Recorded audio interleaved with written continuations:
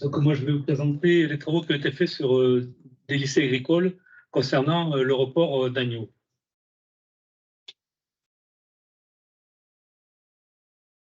Donc, ces essais ils ont été faits dans 2 lycées agricoles, Tour-Fondette, qui est donc en Indre-et-Loire, et Vendôme-Montoire, qui est dans le Loir-et-Cher.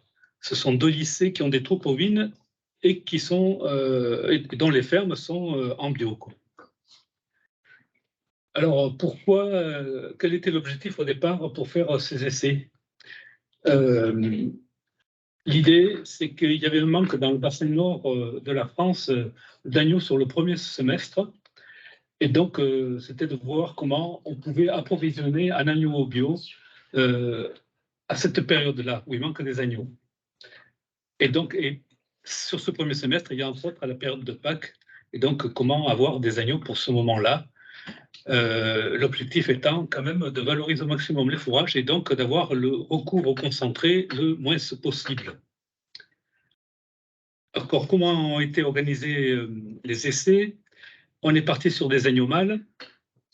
Alors, sur les agneaux mâles, pourquoi? Parce qu'au départ, il y avait eu l'idée d'utiliser de la castration, mais ensuite on est revenu dessus parce que c'était compliqué. Et puis l'autre raison, c'est que les agneaux mâles, c'est sur ce type d'agneau qu'il y a peut-être le plus de risques de faire du report par rapport à la qualité des viandes. On part donc sur des agneaux mâles qui sont nés plutôt fin du premier trimestre, début du deuxième, donc entre mars et mai, et dans le but de les commercialiser le premier trimestre de l'année suivante. L'objectif étant toujours d'utiliser les fourrages au maximum et de concentrer au minimum. On part sur 60 agneaux en essai dans chaque lycée, donc 2 fois 60 de lycées. On essaye de mesurer le bien-être animal pendant cette période-là, et notamment pendant la période hivernale. Et enfin, l'idée, c'est de mesurer la qualité des viandes qu'on obtient sur des agneaux dits âgés, puisqu'ils auront entre 10 et 12 mois, sachant que, je rappelle juste la règle, un agneau, c'est un animal qui a moins de 12 mois. Après 12 mois, il ne peut plus être appelé agneau. Alors, comment on a constitué les lots?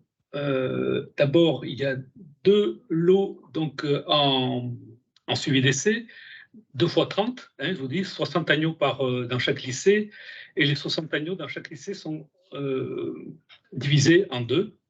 Un lot, pareil, conduit en l'herbe de manière classique, et à l'automne, on les rentre pour faire une finition en bergerie, et un autre lot qui, lui, reste à l'herbe tout le temps. Et l'idée, c'est que si on peut, le lot qui conduit à l'herbe, eh bien, on le fasse sans concentré. Et dans le lot qui rentre en bergerie, on utilise le moins de concentré possible. Pour faire une comparaison sur la qualité des viandes, là, on introduit un 3e lot qui, lui, n'est pas du tout suivi dans des essais. Chaque lycée avait des brebis qui étaient désaisonnées, donc avec des agneaux de contre-saison. Donc des agneaux qui, au moment d'abattage sur fin d'hiver, début du printemps, étaient des agneaux jeunes. Et donc l'idée, c'était de comparer en qualité de viande des agneaux âgés avec des agneaux plus jeunes. Mais ça, cette comparaison ne portant que sur la partie qualité des viandes. Alors, je commence par les résultats dans les fermes. Et je vais vous présenter d'abord les résultats lycée par lycée. Donc là, je commence par le lycée de Tours. Les agneaux retenus à Tours, c'est des agneaux qui sont nés entre le mois de mars et le mois d'avril, le mois de mai. À Tours, c'est beaucoup du Vendéen et de l'Île-de-France. Les 2 lots sont faits début août. Le poids moyen à cette époque-là, c'est 30 kg. Le poids moyen, donc, des 60 agneaux. Il est de 30 kg à ce moment-là. Et les 2 lots, donc, conduites en 60 agneaux ensemble, jusqu'au 26 novembre. Au 26 novembre, il y a la rentrée en bergerie des lots des 30 agneaux qui rentrent, quoi. À ce moment-là, la moyenne des 60 agneaux, elle est de 33 kg, ce qui fait un gain de poids de 3 kg, ils ont pris, ce qui fait environ 28 grammes par jour. L'alimentation de ces agneaux jusqu'au début août, c'est des passages sur prairies naturelles qui n'ont jamais été pâturées. Et ensuite, du mois d'août jusqu'à la rentrée, jusqu'à fin novembre, c'est des passages sur des prairies naturelles, mais dont les herbes sont bien montées, et même du pâturage sur des herbes sèches. L'idée étant bien de prendre le moins de kilos possible pour que ce ne soit pas trop lourd ensuite, au moment de la vente. Alors voilà, vous avez là les résultats. Ça, c'est les courbes de poids vif. Donc on le voit bien, en rouge, c'est les agneaux qui sont allés en bergerie, et vous avez la ligne verte, c'est les agneaux conduits à l'herbe. Alors, comment comprendre ces différences d'évolution et de croissance? C'est bien par l'alimentation. Voilà, je vous le présente là. Pour le lot à l'herbe, jusqu'au mois de décembre, donc il pâture une bonne prairie temporaire. Ensuite, il passe sur du trèfle violet. Et le passage sur le trèfle violet, on peut voir, c'est là qu'il y a eu la meilleure croissance hivernale. Et vous l'avez sur le graphique, là, le moment où la pente de poids et la prise de poids est la plus forte, là, c'est le moment du passage sur le trèfle violet. Là. Les pesées, ça change changement de pâturage, du coup? Pas à date, Okay. Pas à date fixe au moment. Quoi. Ensuite, ils sont passés sur des prairies de graminées où là c'était feuillu et épié, donc là c'était pas top comme type d'alimentation. Ensuite ils ont pâturé du blé et ils sont passés jusqu'à l'abattage. Ensuite ils ont fini sur une prairie temporaire. Le veau en bergerie, lui, il n'avait que du foin, en plus de qualité qui était moyenne. À partir du 12 février, on a rajouté du concentré. Le concentré, c'était 80% de triticale et 20% de févrole. Ça, c'est un mélange fermier, quoi, fait sur la ferme. Et donc, avec des quantités de concentré de 50 à 400 grammes par jour. En moyenne, sur toute la période, là, les agneaux ont consommé 7 kilos de concentré par jour. Oui, enfin non, au total. Voilà. Pour le lot bergerie. Ah oui, que le lot bergerie, puisque le lot herbe, lui, c'est carrément 0. Ouais. À Tours. Les pathologies qu'il y a eu, donc il y a eu des strangles digestifs qui ont été traités 2 fois. Il y a eu 7 cropologies et une autopsie, un antibiotique, c'était des problèmes pulmonaires. Et il y a eu des miases, des coccidies. Il y a eu 3 morts. Des morts, un par accident, un à cause des miases et un à cause des strangles. Sachant qu'il y avait eu des morts avant le démarrage de l'essai, c'est-à-dire là, que l'essai est parti au mois d'août, je vous ai dit tout à l'heure la date du mois d'août, mais avant le mois d'août, il y a eu des morts, et là, les morts, c'était parasitisme. Donc, sur nos 60 agneaux de départ, il y en a 57 abattus, et donc les 57, ils se répartissent en 28 du lot herbe et 29 du lot bergerie.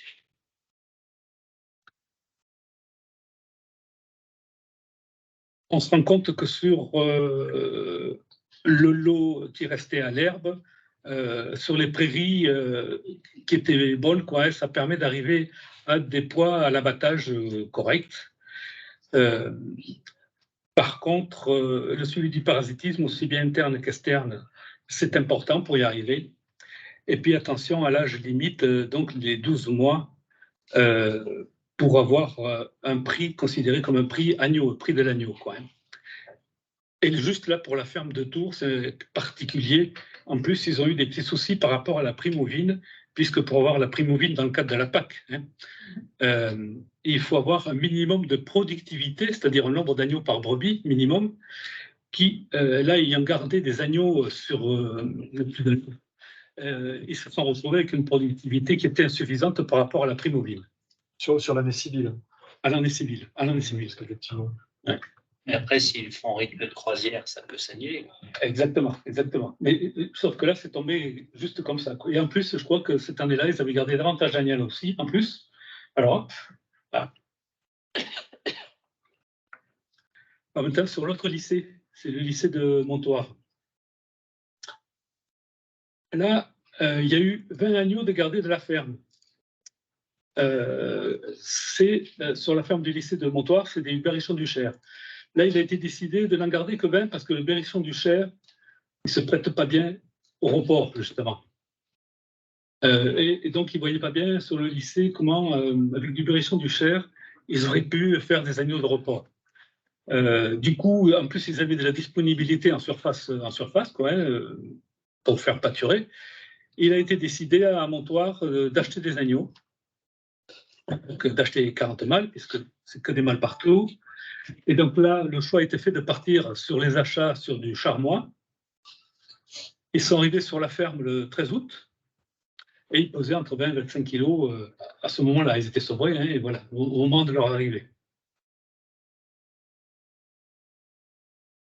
Alors, ces charmois, les 40 charmois et plus les 20 du lycée ont été conduits ensemble uniquement à partir du 28 septembre, parce qu'il y a eu une période où les charmois, là, comme ils sont arrivés le 13 août, jusqu'au 28 septembre, c'était pour les isoler, avant de mélanger les agneaux, quoi, voilà. Donc, le poids moyen des 60 agneaux de tout le lot, là, il est de 22 kilos, et le poids moyen au 18 novembre, il est de 25 kilos et demi. Ces là ils ont pris 37 grammes par jour. Voilà. Là, l'alimentation, pareil, c'était une prairie à faible valeur alimentaire. C'était des herbes passées, c'était volontaire, c'est pareil, c'était fait exprès. Donc le 18 novembre, rentrée du lot en bergerie. Et vous avez là la prise de poids. En haut, en vert, c'est les agneaux qui sont restés à l'herbe. Et en bas, en noir, ou je ne sais pas, ou marron, c'est bon. C'est les agneaux qui sont allés en bergerie. Alors, toujours pareil, comment comprendre cette évolution? Les astérisques que vous avez en haut, là, ça veut dire que l'écart de poids entre les deux lots, il est significatif, quoi. Eh bien, principalement, c'est quand même bien par l'alimentation qu'on peut expliquer ces écarts-là. Le lot à l'herbe, il passait sur des prairies temporaires. Au début, il était prévu d'avoir un couvert, mais le couvert végétal, il n'a pas réussi. Donc, passage sur des prairies temporaires qui étaient, on va dire, plutôt moyennes, quoi. À partir du 14 janvier, décision de rajouter un complément concentré qui, là, a été de 2 tiers orge, 1 tiers lusin déshydraté. Je vous dirai pourquoi après tout à l'heure, cette décision-là, à ce moment-là. Ce qui fait que sur ce lot herbe, les agneaux ont consommé en moyenne un peu plus de 17 kilos chacun.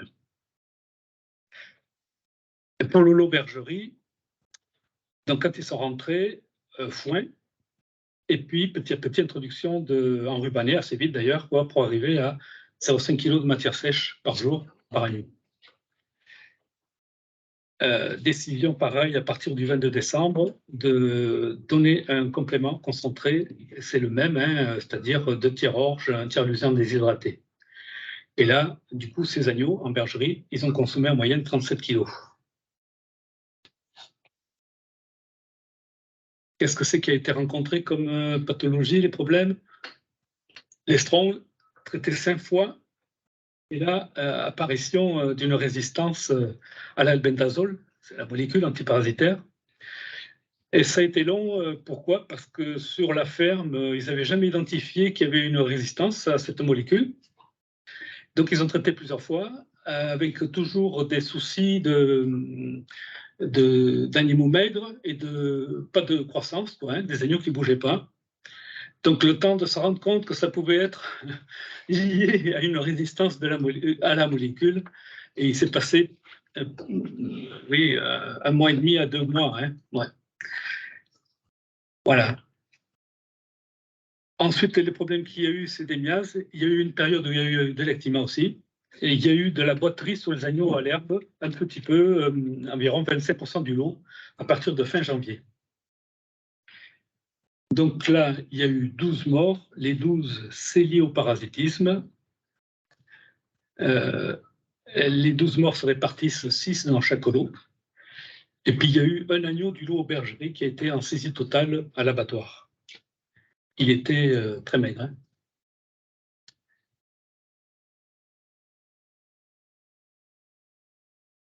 Le bilan qu'on peut faire sur le lycée de Montoire, c'est un besoin quand même d'avoir des fourrages de qualité pour des agneaux qu'on veut maintenir à l'herbe et qui soient finis correctement. Une exigence par rapport au suivi sur le parasitisme. Comme il y avait de races à Montoire, ça nous a permis de regarder un petit peu comment se comportait le charmois, qui est connu pour ça. Et on s'est rendu compte qu'en fait, il y a des écarts entre les charmois et c'était les berrichons du Cher, les autres. Donc le lot bergerie pèse, les agneaux charmois du lot bergerie pèsent 3,5 kg de plus et à l'herbe, ils pèsent 600 grammes de plus, avec une durée d'engraissement qui a été plus courte pour les charmois et en plus, ils ont une meilleure finition.